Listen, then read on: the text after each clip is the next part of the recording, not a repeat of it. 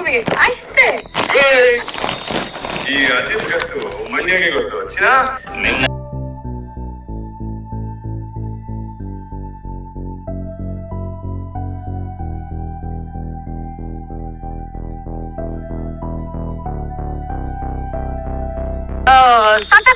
ಚೆನ್ನಾಗಿದೆ, ಹಿಂಗೆ ಎತ್ಕೊಂಡಿರ್ತೀನಿ. ಹಿಂಗೆ ಹೇಳ್ಕೊಂಡ್ರೆ ಔಟೆ. ಸರಿ ಸರಿ, ಈಗ ನೆಕ್ಸ್ಟ್ ಗೇಮ್ ಹೋಗೋಣ. ಮನಸ್ವಿನಿ,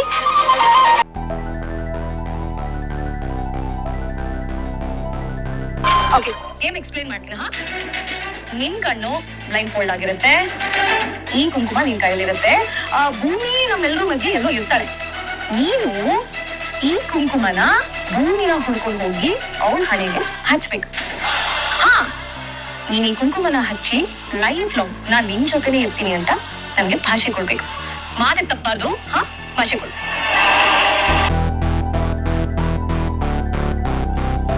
ಮಾತ್ಕೊಡು.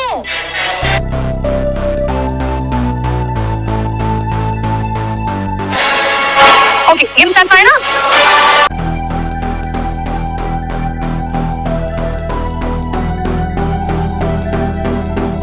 ಓಕೆನಾ? ಓಕೆ, ನೋಡಿ, ಯಾರು ಮಾತಾಡೋ ಹಾಗಿಲ್ಲ ಮಧ್ಯ. ಓಕೆನಾ ಅಜಿತ್ತು? ಓಕೆ, ಈಗ ಗೇಮ್ ಸ್ಟಾರ್ಟ್ ಮಾಡೋಣ. ಅಜಿತ್ತು, ಟರ್ನ್ ಆಗು, ಫಾಸ್ಟ್ ಆಗಿ.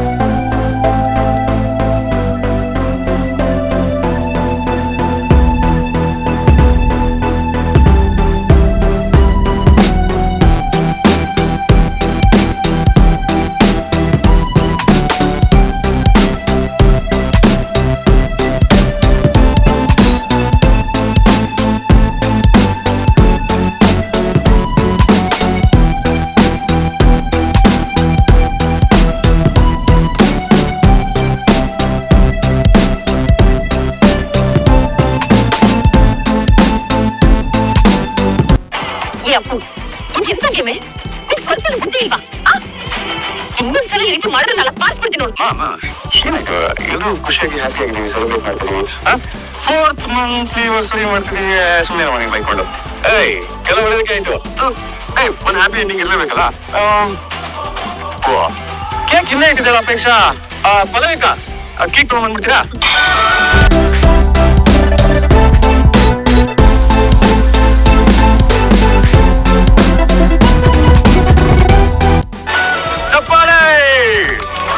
ಅಪೇಕ್ಷಾ, ಸೆಲೆಬ್ರೇಷನ್, ಕೇಕು ಎರಡು ಬೆಂಕಿ.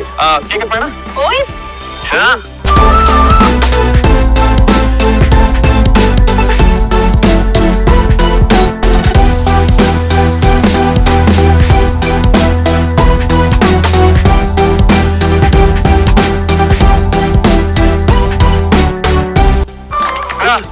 ಹ್ಯಾಪಿ 4th ಮಂತ್ ಸರಿ.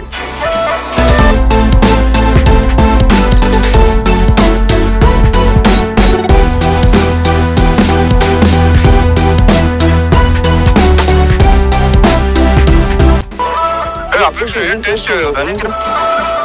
ನಾನು ಡೈಟ್ ಅಲ್ಲಿ ಇದ್ದೀನಿ, ನೀನು ತಿನ್ನು.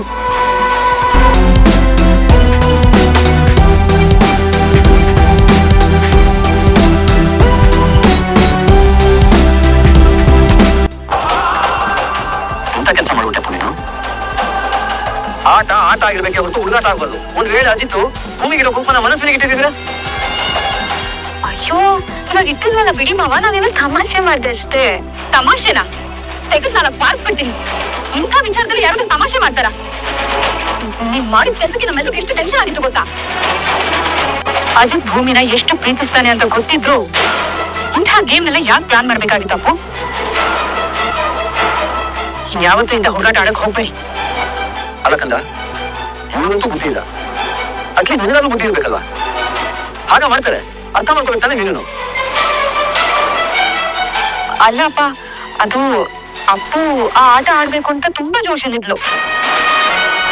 ಅವಳಿಗೆ ಬೇಜಾರಾಗ್ಬಾರ್ದು ಅಂತ ನಾನು ಅಲ್ಲಿಗೆ ಹೋದೆ ಅಷ್ಟೇ. ಅಕಸ್ಮಾತ್ ಅಜಿತ್ ಎಲ್ಲಾದ್ರೂ ನನ್ನ ಹಣೆ ಕೊಟ್ಟಿರೋಕ್ ಬಂದಿದ್ರೆ ನಾನು ಭೂಮಿನ ಕಡ್ದಲ್ಲಿ ನಿಲ್ಲಿಸ್ತಿದ್ದೆ. ಯಾವ್ದೇ ಕಾರಣಕ್ಕೂ ಭೂಮಿಗೆ ಅನ್ಯಾಯ ಆಗೋದಕ್ಕೆ ನಾನ್ ಬಿಡ್ತಿರ್ಲಿಲ್ಲ ಅಪ್ಪ. ಹೌದಾ ಮನಸ್ವಿನಿ, ತುಂಬಾ ಸಂತೋಷ. ನಮಗಂತೂ ಇವಳ ಜೊತೆ ಸೇರ್ಕೊಂಡು ನೀನು ಹುಡುಗಾಟ ಆಡ್ತೀಯಲ್ಲ ಅಂತ ನಮಗ್ ಭಯ ಆಗಿತ್ತು. ಅದೇ ಅನ್ಕೊಂಡೆ ನನ್ ಮಗಳು ಹೇಗೆ ಇಷ್ಟೊಂದು ಇನ್ಸೆನ್ಸಿಟಿವ್ ಆಗ್ಬಿಟ್ರು ಅಂತ. ನೋಡಿದ್ಯಾಕ ನನ್ ಮನಸ್ಸು ನಿಂತಳು ಅಂತ. ಪಾಪ ನಾನೇ ನನ್ನ ತನ್ನ ಬಗ್ಗೆ ತಪ್ಪು ತಿಳ್ಕೊಂಡೆ.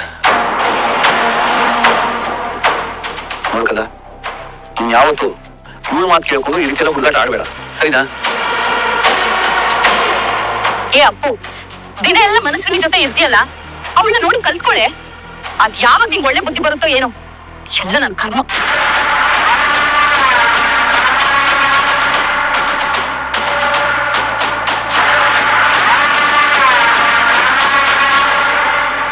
ಏ, ಏನೇ ಹೇಳ್ದೆ ನೀನು?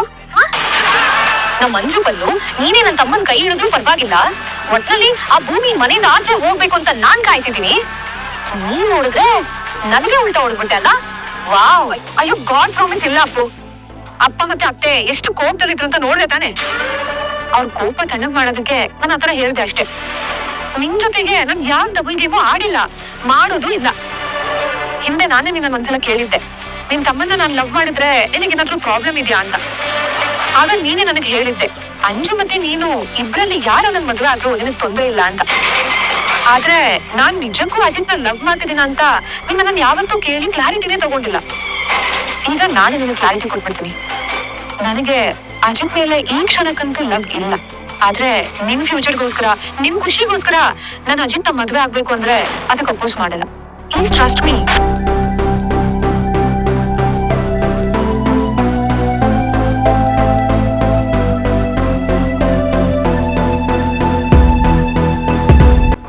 ಅತ್ತೆ, ನೀವೇನ್ ಮಾಡ್ತಿದ್ದೀರಾ? ನಾನ್ ಕ್ಲೀನ್ ಮಾಡ್ತೀನಿ, ಬನ್ನಿ ಈ ಕಡೆ. ಬೇಡ, ಇದನ್ನ ನಾನು ನೋಡ್ಕೋತೀನಿ. ಅದ್ ಸರಿ, ನೀನೇನಕ್ ಬಂದೆ ಈಗ ಇಲ್ಲಿಗೆ? ಅತ್ತೆ, ದೋಸೆ ಹಿಟ್ಟೆಲ್ಲ ರುಬ್ಬಿಟ್ಬಿಡೋಣ ಅಂತ ಬಂದೆ.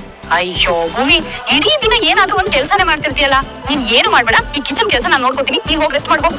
ಅತ್ತೆ, ಅತ್ತೆ, ನಿನ್ನ ಇಷ್ಟು ಮುದ್ದು ಮಾಡಿದ್ರೆ ನನ್ ಕನ್ಫ್ಯೂಸ್ ಆಗ್ಬಿಡುತ್ತೆ. ನಮ್ ತಾಯಿನ ನನ್ನ ಅತ್ತೆನಾ ಅಂತ. ಅಯ್ಯೋ ಪೆದ್ದಿ, ಇದ್ರಲ್ಲಿ ಕನ್ಫ್ಯೂಸ್ ಆಗೋದಕ್ಕೆ ಏನಿದೆ? ನನ್ನೆಲ್ಲ ಅತ್ತೆ ಸ್ಥಾನದಲ್ಲಿರೋ ಅಮ್ಮ ಅನ್ಕೊ. ಪ್ರತಿ ಸೊಸೆನೂ ಇನ್ನೊಂದು ತಾಯಿಗೆ ಮಗಳೇ ಆಗಿರ್ತಾಳಲ್ವಾ. ಸಾಕಿ ಬೆಳೆಸಿ ತಂದೆನ ಬಿಟ್ಟು, ಒಡ ಹುಟ್ಟೋರ್ನ ಬಿಟ್ಟು, ನನ್ನೋರು ತನ್ನೋರು ಅನ್ನೋರ್ನೆಲ್ಲ ಬಿಟ್ಟು ನಮ್ಮನೆಗ್ ಸೊಸೆಯಾಗಿ ಬಂದಿದ್ಯಾ. ನಿನ್ನ ಮಗಳ ತರ ನೋಡ್ಕೊಂಡ್ರೆ ಈ ಮನೆ ನಂದು ಗೋಕುಲ ತರ ಇರುತ್ತಲ್ವಾ? ಹೌದು, ಅಷ್ಟೇ ಅಲ್ಲ ಭೂಮಿ, ಇದನ್ನ ಪ್ರತಿ ಅತ್ತೆನೂ ಅರ್ಥ ಮಾಡ್ಕೊಂಡ್ರೆ ಅವ್ರ ಮನೇಲಿ ಯಾವ ಸಮಸ್ಯೆನೂ ಇರಲ್ಲ. ಅವ್ರ ಮನೇನು ನಮ್ಮನೆ ತರನೇ ನಂದು ಗೋಕುಲದ ಹಾಗಿರುತ್ತೆ ಅಲ್ವಾ? ಜಗತ್ತಿನ ಅತ್ತೆ ಸೊಸೆ ಸಮಸ್ಯೆಗಳಿಗೆ ಎಷ್ಟು ಚಂದದ ಪರಿಹಾರ ಕೊಟ್ಟು ಸಂಗೀತಮ್ಮ. ಶ್ರೇಷ್ಠ ಶ್ರೇಷ್ಠ. ಅದೇನ ಸರಿ ಸತ್ಯನಾ, ಮೆಣಸಿನ್ಕಾಯಿ ಇದು ಹುಳ್ಳಿಕಾಯ. ಸತ್ಯನಾ, ನಾನ್ ನಿಮ್ಗೆ ಫೋನ್ ಮಾಡೋಣ ಅಂತ ಇದ್ದೆ, ಅಷ್ಟ್ರಲ್ಲಿ ನೀವೇ ಬಂದ್ರಿ. ಅದು ನೀವ್ ನನಗ್ ಬೇಲ್ ಕೊಡಿಸ್ತೀನಿ ಅಂತ ಅಂದು ಕೈ ಕೊಟ್ಬಿಟ್ರಿ ಅಂತ ತಪ್ಪು ತಿಳ್ಕೊಂಡ್ಬಿಟ್ವಿ ನಾವೆಲ್ಲ. ತಪ್ಪಾಯ್ತು ಸತ್ಯನಾ. ನಿಮ್ ಸ್ನೇಹಿತರಿಗೇನೋ ಹುಷಾರಿಲ್ಲ ಅಂತ ನೀವ್ ಅಲ್ಲಿ ಹೋಗಿದ್ರಂತೆ. ಶ್ರವಣ್ ಸಾಹೇಬ್ರಿಗೆ ಹೇಳಿ ಬೇಲಿನ ವ್ಯವಸ್ಥೆ ಮಾಡಿದ್ರಲ್ಲ, ತುಂಬಾ ಥ್ಯಾಂಕ್ಸ್ ಅಣ್ಣ. ಥ್ಯಾಂಕ್ಸ್ ನನಗೆ ಅಲ್ಲಮ್ಮ, ಬಾಯಿ ತುಂಬಾ ಅಣ್ಣ ಅಂತ ಕರಿತೀಯಾ, ಸಂಬಂಧನ ಕಟ್ಟಿದ್ಯಾ, ಮೇಲ್ಗಡೆ ಈ ಥ್ಯಾಂಕ್ಸ್ ಅನ್ನೋ ಪದನ ತಂದು ನನ್ನ ದೂರ ಮಾಡ್ತಿದ್ಯಾ ಸಂಗೀತಮ್ಮ? ಇದು ನ್ಯಾಯನಾ? ಅಣ್ಣ ತಂಗಿ ಮಧ್ಯೆ ಸಾರಿ ಥ್ಯಾಂಕ್ಸ್ ಇವೇನು ಇರಬಾರ್ದು. ಇದು ನನ್ನ ಕರ್ತವ್ಯ, ನಾನು ಮಾಡಿದೀನಿ ಅಷ್ಟೇ. ಸರಿ ಸರಿ, ಸಾರಿನೆಲ್ಲ ನಾನು ವಾಪಸ್ ತಗೋತೀನಿ, ಸರಿನಾ? ಸತ್ಯನಾ, ಇವತ್ತಿಗೆ ನಾನು ಸಾಹೇಬ್ರು ಮದ್ವೆ ಆಗಿ 3 ತಿಂಗಳು ತುಂಬಿ 4ನೇ ತಿಂಗಳು ಬಿತ್ತು. ಅದಕ್ಕೇನೆ ಅಪ್ಪ ಅವರು ನಮ್ನೆಲ್ಲರೂ ಸೇರಿಸಿ ಪಾರ್ಟಿ ಕೊಡ್ಸಿದ್ರು. ಅದ್ರಲ್ಲಿ ನೀವೇ ಮಿಸ್ಸಿಂಗು ಸತ್ಯನಾ. ನಾವೆಲ್ಲರೂ ಎಷ್ಟು ಮಿಸ್ ಮಾಡ್ಕೊಂಡ್ವಿ ಗೊತ್ತಾ ನಿಮ್ಮನ್ನ. ಅದ್ ಸರಿ, ಏನು ಇತ್ತೀಚೆಗೆ ನಮ್ ಸತ್ಯನ ನಮ್ ಕೈಗೆ ಸಿಗದೆ ಓಡಾಡ್ತಿದ್ದಾರೆ? ಹಾಗಿಲ್ಲ, ಕೆಲಸ ಇತ್ತಲ್ಲ.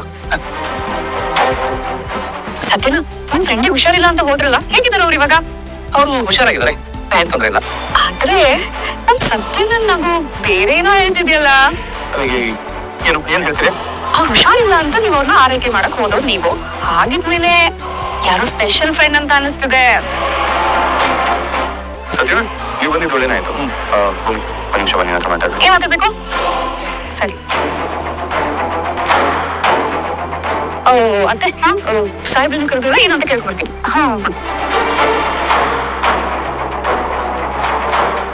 ಏನೇ ವಿಷಯ ಇದ್ರು ನನ್ ಮಗ ನನ್ನ ಹತ್ರ ಮುಚ್ಚಾಗ್ತಿರ್ಲಿಲ್ಲ. ಆದ್ರೆ ಇವತ್ತೇನು ಇವ್ರಿಬ್ರನ್ನ ಮಾತಾಡ್ಬೇಕು ಅಂತ ರೂಮಿಗೆ ಕರ್ಕೊಂಡು ಹೋಗ್ತಿದ್ದಾನಲ್ಲ, ಏನಿರ್ಬೋದು?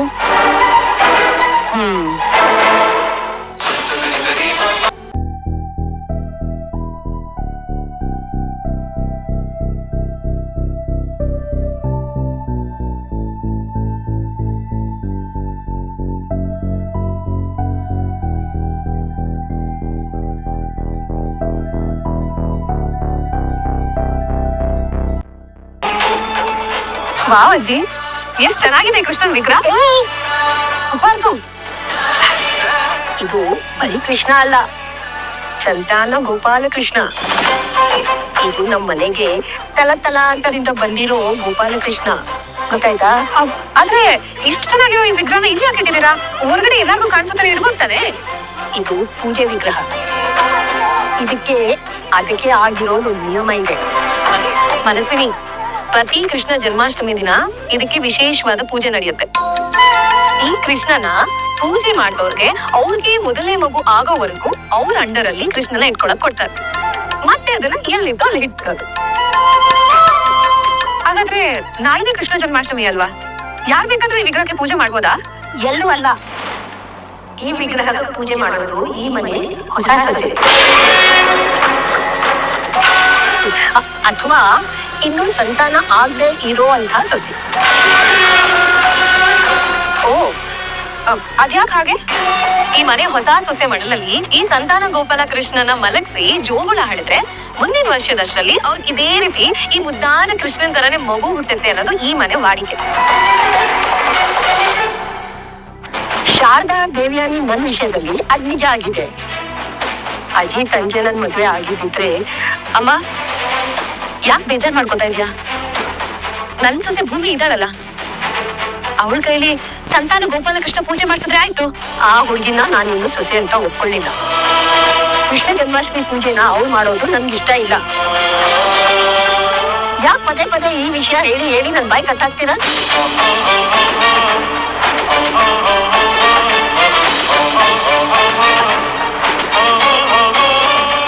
ಅಮ್ಮ, ನಾವು ಕಣ್ಮುಚ್ಕೊಂಡು ಮಾತ್ರಕ್ಕೆ ಸೂರ್ಯ ಹುಟ್ಟೋದಿಲ್ಲ ಅಂತ ಅನ್ಕೊಳ್ಳೋದು ನಮ್ಮ ಗಟ್ಟಿತನ. ಸತ್ಯ ಯಾವತ್ತೂ ಸುಳ್ಳಾಗಲ್ಲ. ಹಾಗೆ ಈ ಅಜಿತ್ ಭೂಮಿ ಮದುವೆ ಒಬ್ಬನೊಬ್ರು ಪ್ರೀತಿಸಿ ಮದುವೆ ಆಗಿದ್ದಾರೆ. ಆ ಹುಡುಗಿನೇ ಪೂಜೆ ಮಾಡಿಬಿಟ್ಟು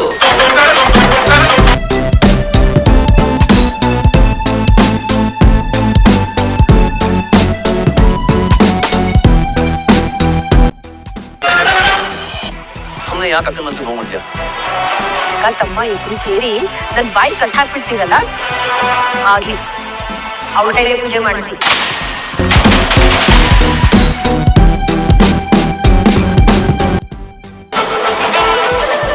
ಆಯ್ತಮ್ಮ.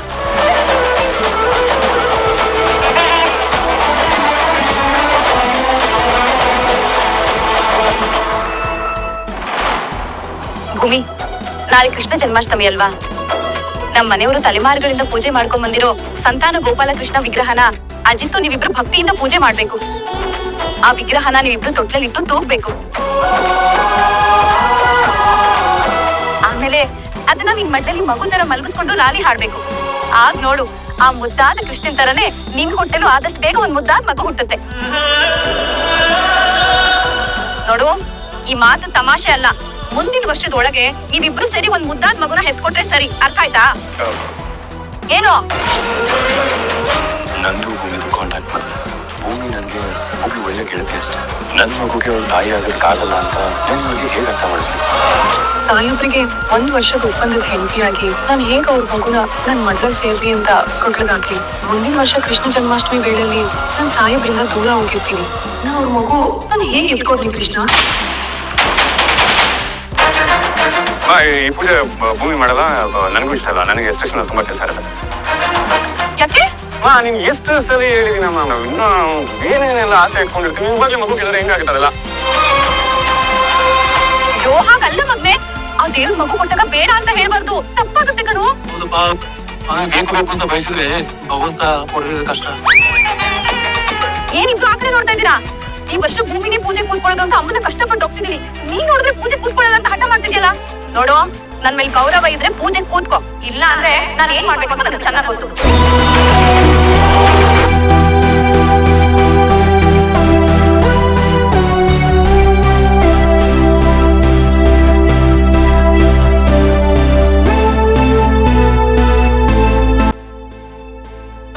ಅಜಿತ್ ಭೂಮಿನೂ ಬಂದಾಯ್ತು. ಕೃಷ್ಣನ್ ವಿಗ್ರಹನ ತಂದ್ಕೊಟ್ರೆ ಪೂಜೆಗೆ ರೆಡಿ ಮಾಡ್ಕೊಂಡ್ಬಿಡ್ತೀವಮ್ಮ.